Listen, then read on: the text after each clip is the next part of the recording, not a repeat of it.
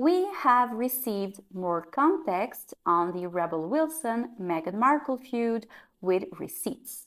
So, as it turns out, Harry and Meghan met Rebel at a polo match that they were all attending.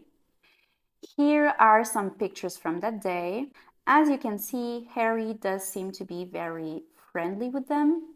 So for those of you who have never seen a polo match before, it is a very family-friendly event, and there is always a lot of kids around, as people usually attend these events with their families.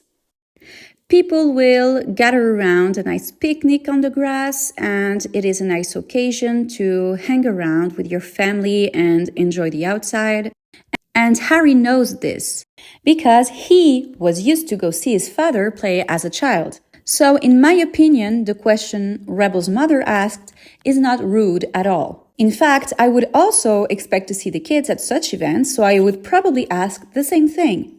As a mother of two, unless I am at a place where kids are not expected to be, people will ask me where my kids are, since most people love kids and would want to see them. Or at the very least, people will ask me how they are doing.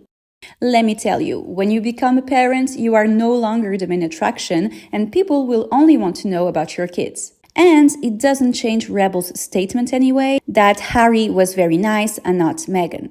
Why would only Meghan take the questions the wrong way? And regardless of the context, in my opinion, it has more to do with this. The next package is for outstanding British film. From drama to horror to fantasy, Harry and Meghan's interview with Oprah had it all. As we would all have noticed by now, Meghan cannot take any criticism and has no sense of humor whatsoever. Most celebrities have been the target of jokes, sometimes in a much more brutal way, during award shows, and most will laugh with the audience and at the very least are not petty about it. Ricky Gervais is the first award show presenter that would come to mind when you think about savage jokes. But, people liked it as he was asked to host the Golden Globes 5 times. But my favorites are definitely Tina Fey and Amy Poehler, who have hosted the show 4 times. And I'm going to show you some examples here, but I highly recommend you go and see all of their performances. They are so funny. On any other night in any other room, you would be a big deal, but tonight, and don't take this the wrong way, you're basically a garbage person. But when it comes to torture, I trust the lady who spent 3 years married to James Cameron. Gravity is nominated for Best Film. It's the story of how George Clooney would rather float away into space and die than spend one more minute with a woman his own age. Clooney married Amal Alamuddin this year. Amal is a human rights lawyer who worked on the Enron case, was an advisor to Kofi Annan regarding Syria, and was selected for a 3-person UN commission investigating rules of war violations in the Gaza Strip. So tonight, her husband is getting a Lifetime Achievement Award.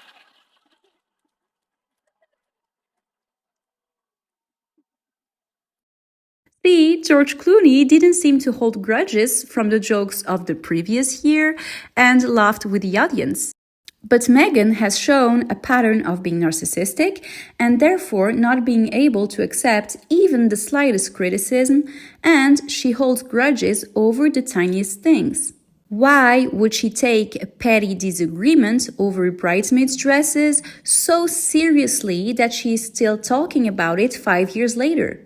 I have had disagreements with my sisters-in-law over more important stuff than this, and I always just brush it off eventually and move on. Because I love my husband and I don't want to ruin the relationship he has with his family that he loves dearly over some stupid disagreement. Relationships with the in-laws are usually tricky for most people, and you have to learn to discuss things in a healthy way and learn to forgive, especially over dumb stuff like this. But Meghan clearly cannot do that. She has stopped talking to a father she used to be close to just because of a PR mishap. She has done way worse to Harry's family, but still hopes that bridges can be mended.